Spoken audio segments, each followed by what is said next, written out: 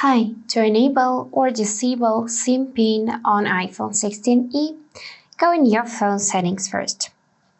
Here you need to search for this cellular section, and after that, start scrolling down till you can find SIM PIN. So my PIN code is now turned off because switcher is white. So if I decide to take out my SIM card and then put it back in the phone, I won't need to enter its PIN code. If you want to enable PIN code, then toggle on the switch by tapping it like this. And after that, you will need to enter PIN code, which you had when you first bought your SIM card. You got 3 attempts. So if you got it wrong, then after that you need to enter PUK code.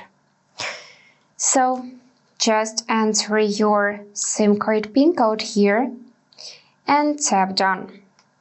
And after that you should see that switch is green.